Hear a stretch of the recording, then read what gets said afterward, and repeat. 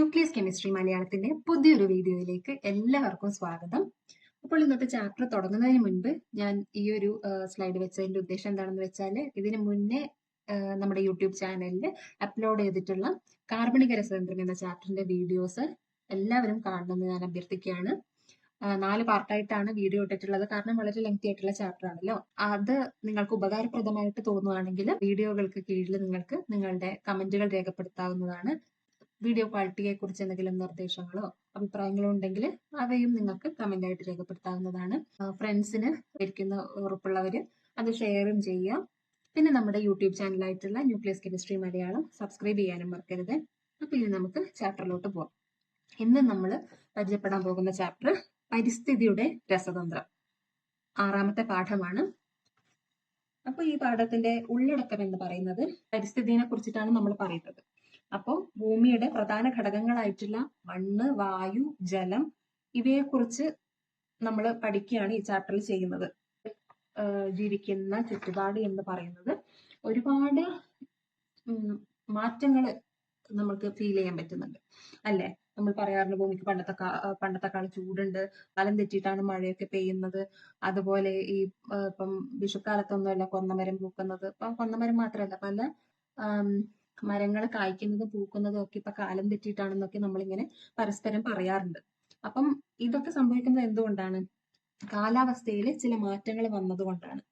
നമ്മൾ ശ്വസിക്കുന്ന വായു ആണെങ്കിലും കുടിക്കുന്ന വെള്ളമാണെങ്കിലും നമ്മൾ ചവിട്ടി നടക്കുന്ന മണ്ണാണെങ്കിലും ഒക്കെ സ്വാഭാവിക അവസ്ഥയിൽ വളരെയധികം ശുദ്ധമായിട്ടുള്ളവയാണ്. എത്രമാത്രം ശുദ്ധം എന്നറിയണമെങ്കിൽ അവയുടെ ഭൗതിക ഘടന, അവയിൽ അടങ്ങിയ ഘടകമൂലകങ്ങൾ, സംയുക്തങ്ങൾ എന്നിവയെ കുറിച്ചൊക്കെ നമുക്കൊരു അറിവുണ്ടാവേണ്ടതുണ്ട്.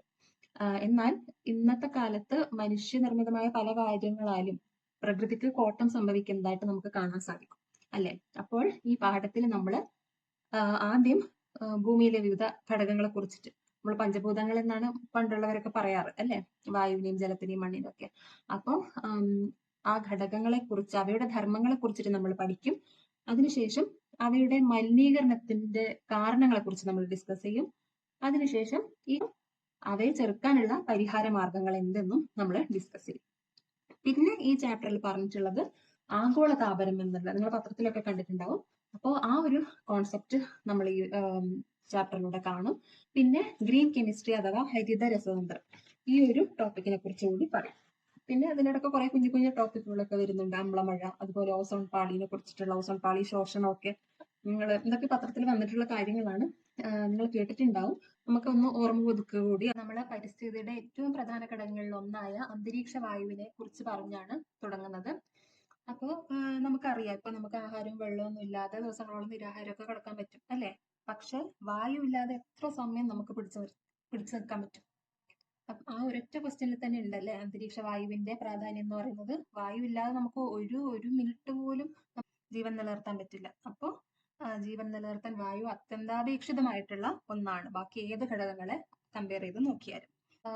വായുവില് അടങ്ങിയിട്ടുള്ള ഘടകങ്ങൾ, പ്രധാന രാസഘടകങ്ങളെ കുറിച്ചിട്ട് നമുക്ക് നോക്കാം. അപ്പൊ അന്തരീക്ഷ വായുവിലെ ഏറ്റവും പ്രധാനപ്പെട്ട ഘടകം എന്ന് പറയുന്നത് നൈട്രജൻ എന്നുള്ള വാതകമാണ്. 78% നൈട്രജൻ ആണ് അടങ്ങിയിട്ടുള്ളത്. പിന്നെ വരുന്നത് നമ്മളെ ശ്വസനത്തിന് സഹായിക്കുന്ന ഓക്സിജൻ, 21% ഓക്സിജൻ ഉള്ളത്. പിന്നെ നമ്മുടെ കാർബൺ ഡൈ ഓക്സൈഡ് എന്ന് പറയുന്നത് 0.04% ആണ്. പിന്നെ വളരെ ചെറിയ അളവില് പല ഉത്കൃഷ്ട മൂലകങ്ങൾ, ഉത്കൃഷ്ട മൂലകങ്ങൾ ഓർമ്മയില്ലേ, ആർഗൺ, അതൊക്കെ ഈർപ്പം ഉണ്ടാവും, അതായത് മോയ്സ്ചർ. അപ്പൊ ഇതൊക്കെ വളരെ ചെറിയ അളവിലാണ്, 0.96% അത്രയാണ് ഉള്ളത്. ഇനി നമ്മളിപ്പം അന്തരീക്ഷ വായുവിലെ ഘടകങ്ങളെ കുറിച്ച് പറഞ്ഞിരിക്കുന്നു. ഇനി നമുക്ക് വീണ്ടും അന്തരീക്ഷ വായുവിന്റെ മറ്റു ധർമ്മങ്ങളിലോട്ട് തിരിച്ചു പോവാം. അപ്പോൾ നമുക്ക് വളരെ പരിചിതമായിട്ടുള്ള മറ്റൊരു ധർമ്മമാണ് എന്ത്? മഴ പെയ്യണമെങ്കിൽ വായു വേണമെന്നുള്ളത്. അതെന്തുകൊണ്ടാ? ജലാശയത്തിൽ നിന്നൊക്കെയുള്ള ജലം സൂര്യപ്രകാശത്തില് ചൂടായിട്ട് ബാഷ്പീകരിക്കപ്പെടുന്നു അല്ലെ. അപ്പൊ ബാഷ്പീകരിക്കപ്പെടുന്ന ജലത്തിന് എന്താ നമ്മൾ പറയാ? നീരാവി എന്ന് അല്ലെ. ഇനി ഈ നീരാവി എന്ത് ചെയ്യും? വായുവിലൂടെ മുകളിലേക്ക് ഉയരും. എന്നിട്ടോ ഈ ഈർപ്പമുള്ള വായു എന്താവും? തണുത്ത് മേഘമാവും അല്ലെ. എന്നിട്ട് ഈ മേഘത്തിലെ ജലത്തുള്ളികൾ ഘനീഭവിച്ച് മഴയായിട്ട് ഭൂമിയിലേക്ക് പതിക്കുന്നു അല്ലെ. അപ്പൊ ഇങ്ങനെയാണ് മഴ ഉണ്ടാകുന്നത്. അപ്പൊ മഴ പെയ്യണമെങ്കിൽ വായു വേണമെന്ന് മനസ്സിലായില്ലേ? അതുപോലെ തന്നെ ചെടികളിൽ പരാഗണം നടക്കണമെങ്കിൽ, അതായത് നമുക്കറിയാം എല്ലാ ചെടികളും ഭയങ്കര കളർഫുൾ ആയിട്ടുള്ള പൂക്കളോട് കൂടിയതോ അല്ലെങ്കിൽ തേനുള്ളതോ അങ്ങനെയൊന്നും അല്ല. അങ്ങനെയുള്ള ചെടികളൊക്കെ ആണെങ്കിൽ അതായത് ഭയങ്കര മനോഹരമായ പൂക്കളോട് കൂടി കളർഫുൾ ആയിട്ടുള്ള പൂക്കളോട് കൂടി അതുപോലെ തേനൊക്കെയുള്ള ചെടികളിലാണെങ്കിൽ നമ്മുടെ എന്താ ചിത്രശലഭങ്ങളും അല്ലെങ്കിൽ വണ്ടുകളും തേനീച്ചകളും അതുപോലെയുള്ള ഇൻസെക്റ്റുകളായിരിക്കും അതിലൊക്കെ പരാഗണം നടത്താൻ സഹായിക്കുക.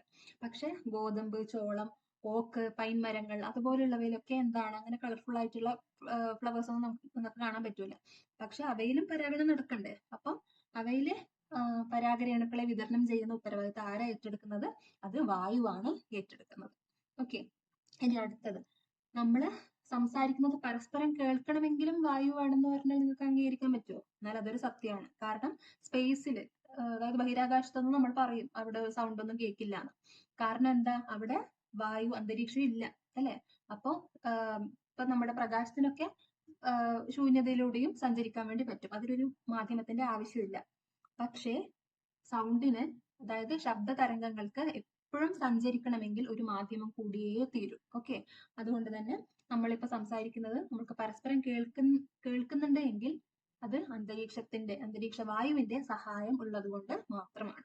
ഓക്കെ, അതുപോലെ തന്നെ എന്തൊക്കെയാ നമ്മുടെ അന്തരീക്ഷ ഊഷ്മാവ് നിലനിർത്തണമെങ്കിൽ നമ്മുടെ അന്തരീക്ഷം ഒരു പുതപ്പ് പോലെ ആക്ട് ചെയ്യുന്നതുകൊണ്ടാണ് അന്തരീക്ഷത്തിലെ വിവിധ എന്താണ് വാതകങ്ങളൊക്കെ നമ്മുടെ സൂര്യപ്രകാശത്തിൽ നിന്നുള്ള ചൂടിനെ വലിച്ചെടുക്കുന്നത് കൊണ്ടാണ് നമ്മുടെ അന്തരീക്ഷത്തിലെ ഊഷ്മാവ് നിലനിന്ന് പോകുന്നത്. ഓക്കെ, ഇനി നമുക്ക് നോക്കാം എങ്ങനെയാണ് അന്തരീക്ഷ വായു മലിനീകരിക്കപ്പെടുന്നത്. ഓക്കെ, അപ്പൊ വായു മലിനീകരണത്തിന്റെ കാരണങ്ങൾ ഇതുപോലെ പിക്ചർ ആയിട്ട് കൊടുത്താൽ നിങ്ങൾക്ക് ഓർമ്മിക്കാൻ കുറച്ചുകൂടെ എളുപ്പമായിരിക്കും എന്ന് തോന്നി. ഏറ്റവും മുഖ്യമായിട്ട് വായുവിനെ മലിനീകരിക്കുന്ന ഒരു കാരണമാണ് വാഹനങ്ങളിൽ നിന്ന് വ്യവസായശാലകളിൽ നിന്നൊക്കെ പുറന്തള്ളുന്ന പുകയിൽ അടങ്ങിയിട്ടുള്ള കാർബൺ, നൈട്രജൻ, സൾഫർ എന്നിവയുടെ ഓക്സൈഡുകൾ. ഓക്കെ, അപ്പൊ ബേസിക്കലി ഇന്ധനങ്ങളുടെ ജ്വലനാണല്ലോ ഇവയിലൊക്കെ നടക്കുന്നത്. അപ്പോൾ ഇന്ധനങ്ങളുടെ ജ്വലനം മൂലമുണ്ടാകുന്ന പുകയാണ് വായു മലിനപ്പെടാൻ പ്രധാന കാരണമായിട്ട് കണക്കാക്കപ്പെടുന്നത്. പിന്നെ ഒരു റീസൺ എന്ന് പറയുന്നത് കാട്ടുതീ, എസ്പെഷ്യലി വേനൽക്കാലത്തൊക്കെ നമുക്കറിയാം കേരളത്തിലാണെങ്കിൽ അല്ലെങ്കിൽ മറ്റ് പല സ്ഥലങ്ങളിലാണെങ്കിലും പെട്ടെന്ന് ചെടികളിൽ തീ പിടിക്കാനും അങ്ങനെ പാറപ്രദേശങ്ങളാണെങ്കിൽ എസ്പെഷ്യലി അപ്പോൾ അങ്ങനെ തീ പടരാനും ഒക്കെ ഉള്ള സാഹചര്യമുണ്ട്. അതുപോലെയാണ് അഗ്നിപർവ്വതങ്ങൾ. അപ്പൊ അഗ്നിപർവ്വതങ്ങളെ കുറിച്ച് പറയുമ്പോൾ നമുക്ക് പൊതുവേ ഉള്ള ഒരു തെറ്റിദ്ധാരണയാണ് നമ്മളിപ്പോൾ പത്രത്തിൽ കാണുന്ന സജീവ അഗ്നിപർവ്വതങ്ങളൊക്കെ ഇന്തോനേഷ്യ, ജപ്പാൻ, റഷ്യ, ചിലി അങ്ങനെയൊക്കെയുള്ള ഇതിലാണ്. പക്ഷെ ഇന്ത്യയിലും ആക്ച്വലി അഗ്നിപർവ്വതങ്ങളുണ്ട്, അല്ലെ? ആൻഡമാൻ നിക്കോബാർ ഐലൻഡുകളിൽ ഇപ്പോഴും സജീവ അഗ്നിപർവ്വതങ്ങളുണ്ട്. അവിടെയൊക്കെ ആൾക്ക് താമസമില്ല. അതുകൊണ്ട് നമുക്ക് പിന്നെ എന്താ ജനങ്ങൾ മരിക്കാനുള്ള സാഹചര്യം ഉണ്ടാവാനുള്ള ചാൻസ് കുറവാണ്. എന്നിരുന്നാലും നമ്മുടെ ഇന്ത്യയിലും അഗ്നിപർവ്വതങ്ങൾ ഉണ്ടെന്ന് ഓർമ്മിക്കുക. പിന്നെ നമ്മൾ വേറൊരു വായു മലിനീകാരി എന്ന് പറയുന്നത് കാർഷിക പ്രക്രിയകളാണ്. അപ്പൊ കാർഷിക പ്രക്രിയകൾ എങ്ങനെയാണ് വായു മലിനീകരണത്തിൽ റിസൾട്ട് ചെയ്യുന്നതെന്ന് വെച്ചാൽ നിങ്ങൾക്ക് ഈ ചിത്രത്തിൽ കാണാം, അല്ലെ? ഇവരൊക്കെ പാടങ്ങളിൽ ഇപ്പം കളനാശിനികള്, കീടനാശിനികളൊക്കെ ഇതുപോലെ ഇങ്ങനെ സ്പ്രേ ചെയ്യുന്നത് നമ്മൾ സ്ഥിരം കാണുന്ന കാഴ്ചയാണ്. അപ്പോൾ ഇതുപോലെ സ്പ്രേ ചെയ്യുന്നതിന് പുറമെ ഇപ്പൊ വലിയ വലിയ പ്ലാന്റേഷനുകളിലൊക്കെ ആണെങ്കിൽ അവരെന്താ ചെയ്യാം, ഹെലികോപ്റ്ററുകളിലൊക്കെ സ്പ്രേ ചെയ്യും, അല്ലെ? ഏക്കർ കണക്കിന് സ്ഥലം ഇതുപോലെ സ്പ്രേ ചെയ്യും. അപ്പൊ അതിന്റെ അർത്ഥം എന്താണ്? കാര്യം നമുക്ക് ആവശ്യമാണ് കീടങ്ങളൊക്കെ തുരത്തിയാലേ നമുക്ക് നല്ല വിളവൊക്കെ ഉണ്ടാവുള്ളൂ.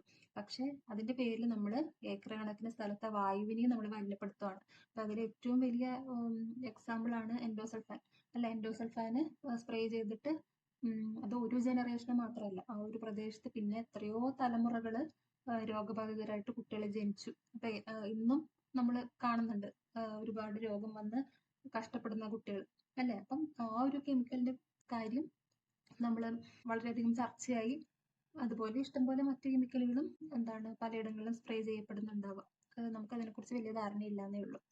ഓക്കെ, വായു മലിനീകരണത്തിന്റെ പ്രധാനപ്പെട്ട കാരണങ്ങൾ: ഒന്ന്, ഇന്ധനങ്ങളുടെ ജ്വലനം മൂലമുണ്ടാകുന്ന പുക, വിവിധതരം കാർഷിക പ്രക്രിയകള്, കാട്ടുതീ, പിന്നെ അഗ്നിപർവ്വതങ്ങൾ, പിന്നെ അമിതമായ ജനസംഖ്യാ വർധന. അപ്പം ജനസംഖ്യ വർദ്ധിക്കും തോറും നമുക്കറിയാം ഇപ്പം പേഴ്സണൽ കാറുകളും വാഹനങ്ങളൊക്കെ ഉപയോഗിക്കുന്നത് കൂടും. അപ്പൊ ആ വാഹനങ്ങളിൽ നിന്നുള്ള പുകയും അന്തരീക്ഷത്തിൽ കൂടും. വ്യവസായവൽക്കരണം നമുക്കറിയാം, പുതിയ പുതിയ ഇൻഡസ്ട്രികൾ എല്ലാ മുക്കിലും ഇങ്ങനെ വളർന്നുകൊണ്ടിരിക്കുകയാണ്. ഗ്രാമങ്ങളൊക്കെ എന്താണ് നഗരങ്ങളായിട്ട് മാറുന്ന കാഴ്ചയാണ് നമ്മൾ കാണുന്നത്. അതുപോലെ രാസവസ്തുക്കളുടെ ദുരുപയോഗം, അപ്പൊ ഇവയൊക്കെ വായുവിനെ മലിനപ്പെടുത്തുന്ന ഘടകങ്ങളാണ്. ഇനി നമ്മൾ പറയാൻ പോകുന്നത് ഹരിത ഗൃഹ എന്താണ്, ഗ്രീൻ ഹൗസ് എന്താണ്. ഈ തണുപ്പുള്ള രാജ്യങ്ങളിലൊക്കെ ചെടികൾക്ക് വളരണമെങ്കിൽ അവയ്ക്ക് ആവശ്യമായിട്ടുള്ള ചൂടൊന്നും എല്ലായ്പ്പോഴും കിട്ടണമെന്നില്ല. ഇപ്പൊ ആലിപ്പഴം, തണുത്ത കാറ്റ്, അങ്ങനെയുള്ള ഒരുപാട് ക്ലേശങ്ങൾ ഉണ്ടാവും. അപ്പോൾ അവിടുത്തെ ഫാർമേഴ്സ് ഒക്കെ എന്താ ചെയ്യാന്നറിയോ, ഇതുപോലെ ഇത് കണ്ടോ, ഇങ്ങനെ ഗ്ലാസ് കൊണ്ടുള്ള പാനലാണ്, ട്രാൻസ്പാരന്റ് ആയിട്ടുള്ള സുതാര്യമായിട്ടുള്ളത് അല്ലെ, അതുപോലെ അവരിങ്ങനെ കിട്ടും. എന്നിട്ട് അതിന്റെ ഉള്ളിൽ ഈ ചെടികളെ വളർത്തും. ഉപകാരം എന്താണെന്നറിയോ, ഇതിന്റെ ഉപകാരം എന്താന്ന് വെച്ചാല് ചെടികൾക്ക് ആവശ്യമായിട്ടുള്ള ചൂട്, അതായത് സൂര്യപ്രകാശത്തിൽ നിന്നുള്ള ചൂടിനെ, ഇൻഫ്രാറെഡ് റേഡിയേഷന് ഇത് ഉള്ളില് തടഞ്ഞു നിർത്തും, ചെടികൾക്ക് സപ്ലൈ ചെയ്യുകയും ചെയ്യും. അപ്പൊ അതിന്റെ ഇന്റീരിയർ ഒക്കെ ഭയങ്കര വാം ആയിട്ടുണ്ടാവും. അതുകൊണ്ട് തന്നെ പുറമേക്ക് എന്ത് വിന്റർ ആണെങ്കിലും അല്ലെങ്കിൽ എന്ത് കാറ്റാണെങ്കിലും മഴയാണെങ്കിലും അതൊന്നും ഈ ചെടികളുടെ വളർച്ചേനെ എഫക്ട് ചെയ്യാത്ത രീതിയിൽ ഒരു ഷീൽഡ് പോലെ ഈ എന്താണ് ഗ്രീൻ ഹൗസ് പ്രവർത്തിക്കും. അപ്പോൾ അതാണ് ഹരിതഗൃഹം എന്നുകൊണ്ട് ഉദ്ദേശിക്കുന്നത്. അപ്പൊ ഈ ഹരിതഗൃഹത്തിന് ഈ പാഠമായിട്ട് എന്താണ് ബന്ധം? ഈ ഹരിതഗൃഹത്തിന്റെ അതേ ഒരു പ്രതിഭാസം നമ്മുടെ ഭൂമിയിലും നടക്കുന്നുണ്ട്. ഓക്കെ, അതിന് നമ്മൾ ഹരിതഗൃഹ പ്രഭാവം എന്നാണ് പറയാറ്. അപ്പോൾ ഹരിതഗൃഹ പ്രഭാവം കൂടിയാലുള്ള, അതായത് നമുക്ക് ആവശ്യമായ തോതിൽ നിന്ന് ഭയങ്കര ഹൈ ആയിട്ട് മാറാറുണ്ട് ചില സമയത്ത് മനുഷ്യ നിർമ്മിതമായിട്ടുള്ള കാരണങ്ങൾ കൊണ്ട്. അപ്പം തത്ഫലമായി ഭൂമിയുടെ ആകെ മൊത്തമുള്ള താപനില വർദ്ധിക്കുകയും അത് പിന്നീട് ഒരുപാട് എന്താണ് ബുദ്ധിമുട്ടുകൾക്ക് കാരണമാവുകയും ചെയ്യുന്നുണ്ട്. അപ്പം ആ ഒരു negative effect of greenhouse ഇഫക്റ്റിനെയാണ് നമ്മൾ പറയുക ആഗോളതാപനം അഥവാ ഗ്ലോബൽ വാർമിംഗ്. ഓക്കെ, അപ്പൊ ഗ്ലോബൽ വാർമിംഗിന്റെ അനന്തരഫലങ്ങളെ കുറിച്ച് ഇവിടെ ഓൾറെഡി കൊടുത്തിട്ടുണ്ട്. അതായത് ധ്രുവ പ്രദേശങ്ങളിലെ ഐസ് ക്യാപ്പ് സ്മെൽട്ടിംഗ് എന്ന് പറയുമ്പോൾ ധ്രുവ പ്രദേശങ്ങളിലെ ഹിമപാളികളൊക്കെ കഠിനമായ ചൂട് കാരണം ഉരുകും.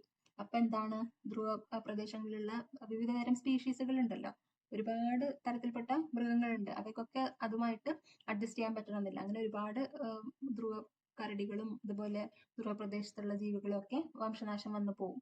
മഞ്ഞുപാളികളൊക്കെ ഉരുകിയാൽ എന്ത് സംഭവിക്കും? സീ ലെവൽ, കടൽ നിരപ്പ് ഉയരും. അപ്പം താഴ്ന്ന പ്രദേശങ്ങളൊക്കെ കടലിനടിയിലായിട്ട് പോകും അല്ലെ.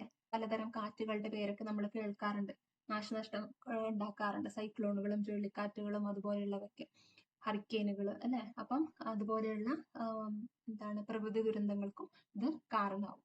ഓക്കെ, അപ്പൊ ഇനി നെക്സ്റ്റ് സ്ലൈഡിൽ നമുക്ക് ഗ്രീൻ ഹൗസിന്റെ കുറച്ച് ഗുണങ്ങളെക്കുറിച്ചും ദോഷങ്ങളെക്കുറിച്ചും ഉള്ള കമ്പാരിസൺ ആണ്. അപ്പോൾ ഹരിതഗൃഹ പ്രഭാവത്തിന്റെ ഏറ്റവും വലിയ പ്ലസ് പോയിന്റ് എന്താന്ന് വെച്ചാൽ, ഇപ്പൊ നമ്മുടെ ഭൂമിയിൽ അന്തരീക്ഷം ഇല്ലായിരുന്നെങ്കിൽ ഭൂമിയുടെ താപനില എന്ന് പറയുന്നത് എത്രയായിരിക്കും എന്നാണ് പറയുന്നത്? -18 ഡിഗ്രി സെൽഷ്യസ്. ഭൂമി ഈ ഒരു അന്തരീക്ഷം ഇല്ലായിരുന്നെങ്കിൽ മൈനസ് സംതിങ് ആയിരിക്കുമായിരുന്നു ടെമ്പറേച്ചർ. അങ്ങനെയാണെങ്കിൽ ഭൂമിയിൽ തണുത്തുറഞ്ഞ് ഇവിടെ എന്താണ് ജീവനേ ഉണ്ടാവുമായിരുന്നില്ല, ജീവന്റെ കണിക പോലും ഉണ്ടാവുമായിരുന്നില്ല എന്നാണ് പറയപ്പെടുന്നത്. ഓക്കെ, അപ്പോ ഈ അന്തരീക്ഷത്തിൽ എന്തുള്ളത് കൊണ്ടാണ് സൂര്യനിൽ നിന്നുള്ള പിന്നെ ചൂട് പിടിച്ചെടുത്ത് ഭൂമിയിലേക്ക് തന്നെ തിരിച്ചയക്കുന്നത്? ഗ്രീൻ ഹൗസ് വാതകങ്ങൾ ഉള്ളതുകൊണ്ട്. ആ ഗ്രീൻ ഹൗസ് വാതകങ്ങളുടെ എക്സാമ്പിൾ ആണ് CO2, എന്താ, കാർബൺ ഡൈ ഓക്സൈഡ്, മീഥെയിൻ അറിയില്ലേ, CH4, അതുപോലെ നൈട്രജന്റെ ഓക്സൈഡുകൾ. Okay, NO2, carbon dioxide, methane എവിടെയാണ് നമുക്ക് കാണപ്പെടുന്നത്? ചതുപ്പ് നിലങ്ങളിൽ നിന്നുള്ള വാതകമായിട്ടാണ് നമ്മൾ മാർഷ് ഗ്യാസ് എന്നും മീഥെയിനെ പറയാറുണ്ട്.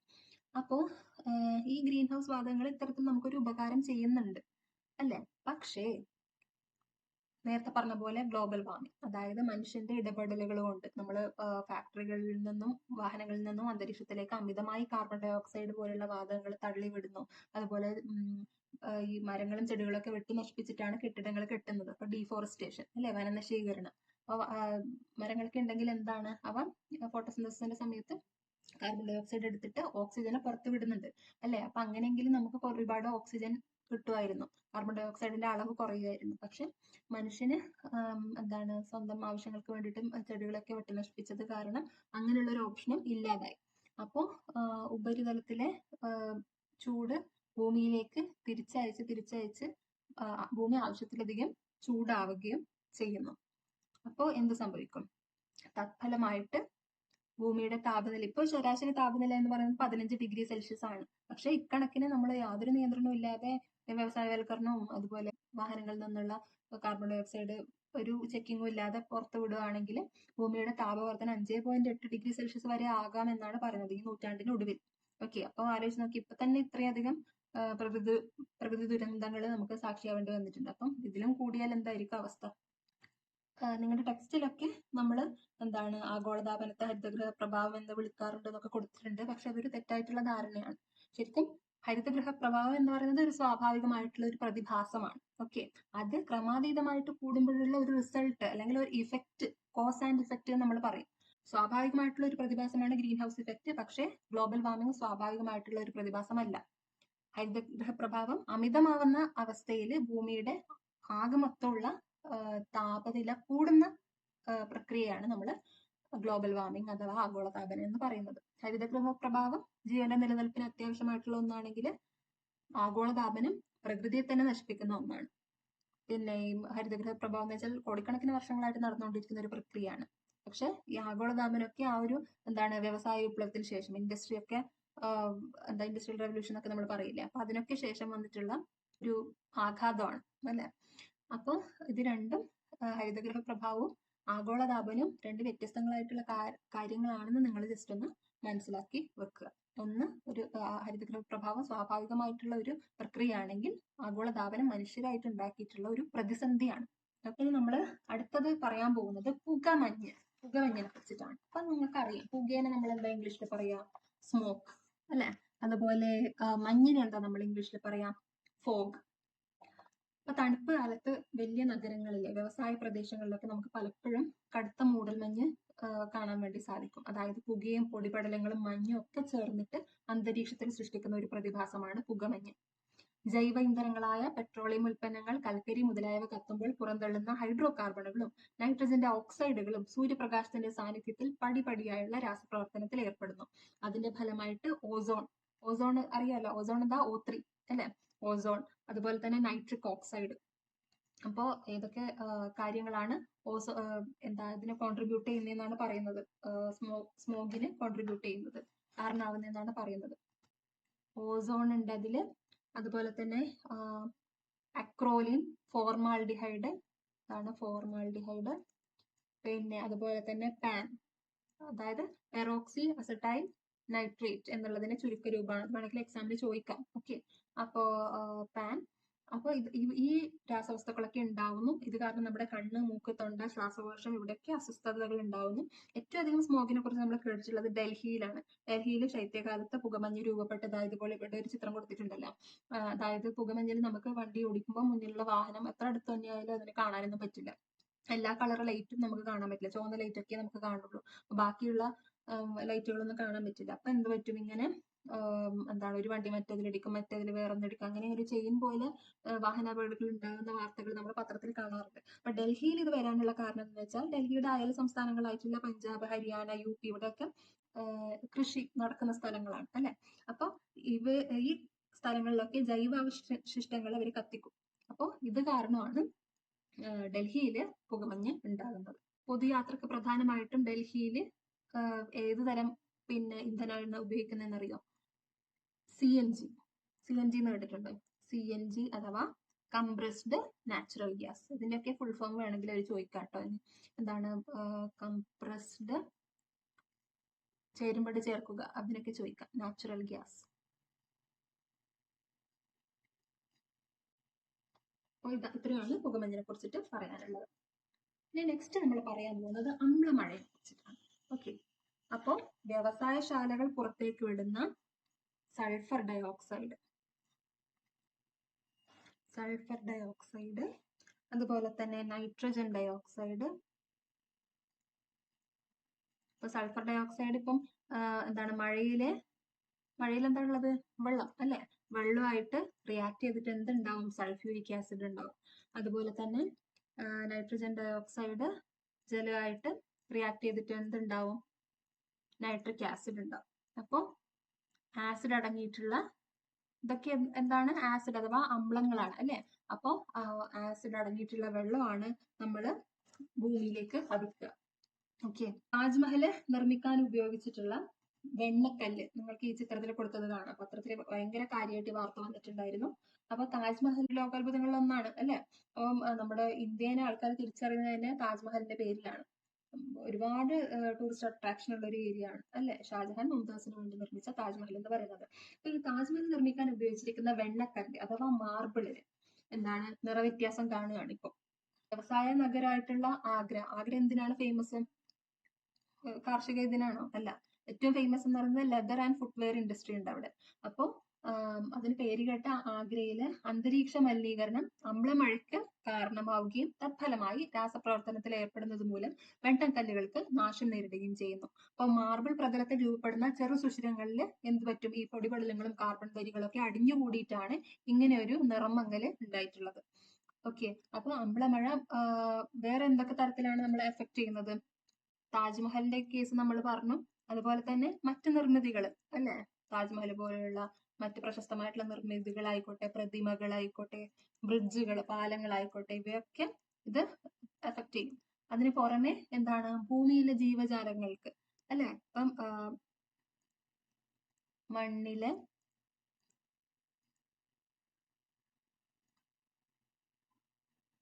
മണ്ണിലെ ജീവജാലങ്ങളുടെ നിലനിൽപ്പിന്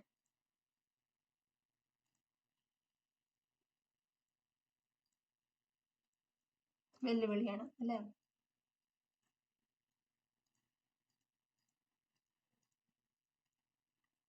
അത് മാത്രമല്ല എന്താണ്? ജലസ്രോതസ്സുകളുടെ അല്ലെ. ജലസ്രോതസ്സുകളുടെ സ്വാഭാവിക സവിശേഷതകള്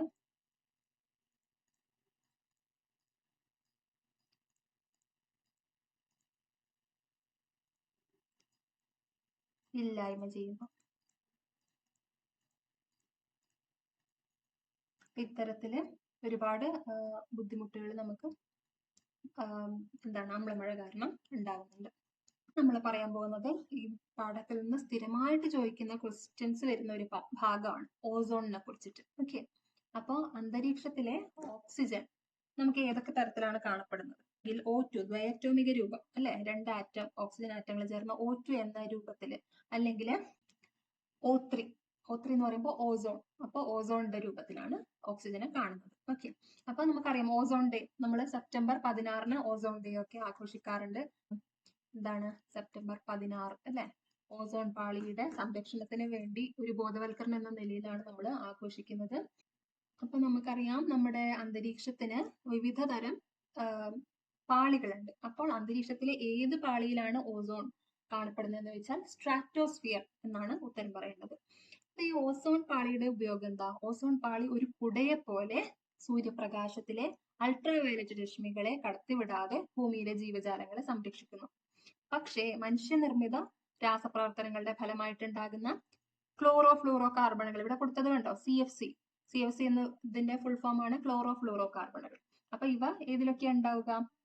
ശീതീകരണികളിൽ, അതായത് എയർ കണ്ടീഷണർ ആയിക്കോട്ടെ, റെഫ്രിജറേറ്ററുകൾ ആയിക്കോട്ടെ. അപ്പൊ ഇവയിൽ നിന്നൊക്കെ പുറത്തുവിടുന്നതാണ് CFCകൾ. ഈ ക്ലോറോ ഫ്ലൂറോ കാർബണുകൾ എന്ത് ചെയ്യും? അന്തരീക്ഷത്തിൽ അടങ്ങിയിട്ടുള്ള ക്ലോറിൻ ആറ്റങ്ങളുമായിട്ട് അത് റിയാക്ട് ചെയ്ത് ഓസോൺ തന്മാത്രകളെ എന്തായിട്ട് മാറ്റും? O3നെ O2 ആക്കി മാറ്റും, ഓക്സിജൻ ആക്കി മാറ്റും. അപ്പൊ നമുക്ക് ചോദിക്കാം, ഓക്സിജൻ നല്ലതല്ലേ? ഓക്സിജൻ എവിടെയാണ് നമുക്ക് ശ്വസിക്കാൻ വേണ്ടി നല്ലതാണ്. പക്ഷെ സ്ട്രാറ്റോസ്ഫിയറിൽ ഓസോൺ വേണ്ട സ്ഥാനത്ത് ഓസോൺ തന്നെ വേണം. അവിടെ ഓക്സിജൻ ഉണ്ടായിട്ട് കാര്യമില്ല. അപ്പോ ഓസോൺ പാളിക്ക് നാശം ഉണ്ടാവുകയാണ് ചെയ്യുന്നത്. ആ സ്ഥലത്തെ എന്താണ് ക്ലോറിൻ ആറ്റങ്ങൾ ഓസോണായിട്ട് റിയാക്ട് ചെയ്ത് O2 ആവുന്ന സമയത്ത് അത്രയും സ്ഥലത്തെ ഓസോൺ പാളിയിൽ എന്താണ് സുഷിരങ്ങൾ ഉണ്ടാവുകയാണ് ചെയ്യുന്നത്. അപ്പോൾ എന്ത് പറ്റും? ആ സുഷിരങ്ങളിലൂടെ ഭൂമിയിലേക്ക് അൾട്രാവയലറ്റ് രശ്മികൾ വരും. അങ്ങനെ അത് ത്വക്കിനെ ബാധിക്കുന്ന ക്യാൻസറിനും അതുപോലെ കാർഷിക വിളകളിൽ ജനിതക മാറ്റം സംഭവിക്കാനൊക്കെ കാരണമാവുന്നു. അപ്പോൾ നമുക്ക് എന്താണ് ഇവിടെ ചെയ്യാൻ പറ്റുക? CFCകൾക്ക് പകരം അത്ര ഉപദ്രവകാരികളല്ലാത്ത മറ്റ് ശീതീകാരികൾ ഉപയോഗപ്പെടുത്തിയാൽ നമുക്ക് ഈ വിപത്ത് കുറയ്ക്കാൻ വേണ്ടി സാധിക്കും. അപ്പോൾ പോയിന്റ്സ് ആയിട്ട് ഞാൻ പറയാം. അത് ഏറ്റവും ഇമ്പോർട്ടന്റ് ആയിട്ട് നിങ്ങൾ ഓർമ്മിക്കേണ്ടത്, ഏത് അന്തരീക്ഷ പാളിയിലാണ്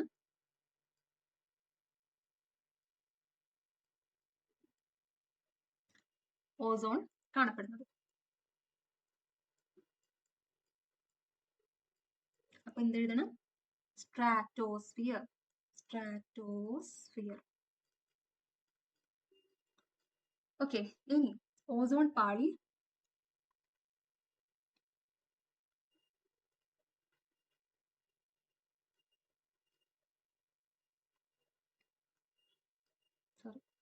ഓസോൺ പാളി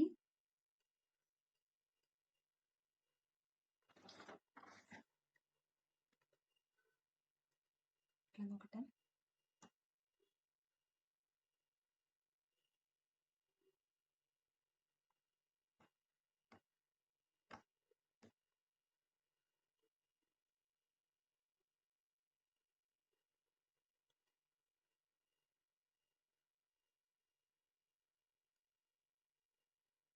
ഓസോൺ പാളി ഏത് രശ്മികളിൽ നിന്നാണ്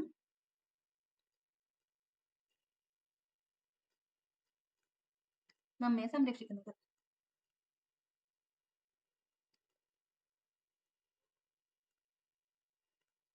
അപ്പൊ നമ്മൾ എഴുതണം അൾട്രാ വയലറ്റ്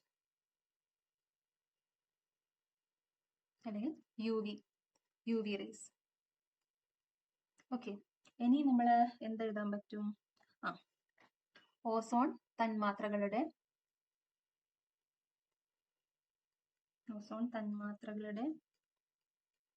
നാശത്തിന് കാരണമാകുന്നത് എന്ത്? അപ്പൊ നിങ്ങൾ ഇവിടെ എന്തെഴുതണം? ശീതീകരണികളിൽ നിന്നുള്ള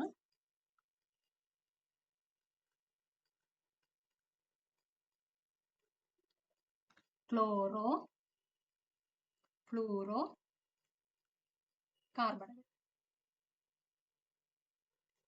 അഥവാ CFCകൾ. ഓക്കെ,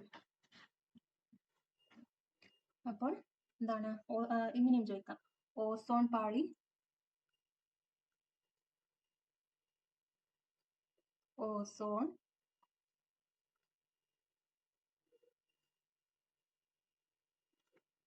വിള്ളൽ അല്ലെങ്കിൽ സുഷിരങ്ങൾ നമ്മെ എങ്ങനെ ബാധിക്കുന്നു?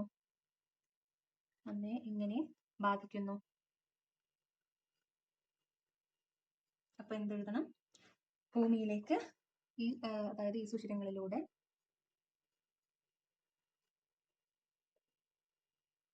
ഭൂമിയിലെത്തുന്ന അൾട്രാവയലറ്റ് രശ്മികൾ. ഇപ്പൊ തൽക്കാലം UV രശ്മികൾ മാത്രം എഴുതാം. അൾട്രാവയലറ്റ് രശ്മികൾ എന്നതിന്റെ ചുരുക്കരൂപമാണ്. അൾട്രാവയലറ്റ് രശ്മികൾ സ്കിൻ ക്യാൻസർ അല്ലെ? അപ്പൊ ത്വക്കിന്റെ ക്യാൻസർ, കാർഷിക വിളകളിലെ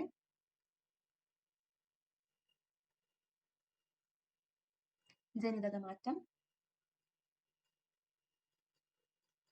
മുതലായവയ്ക്ക് കാരണമാകുന്നു. ഇത്രയും കാര്യങ്ങളാണ് മെയിനായിട്ട് നമ്മൾക്ക് പഠിക്കാനുള്ളത്. പിന്നെ നമ്മൾ മിന്നലിനെ കുറിച്ചിട്ടുള്ള ഒരു പോർഷൻ കൊടുത്തിട്ടുണ്ട്.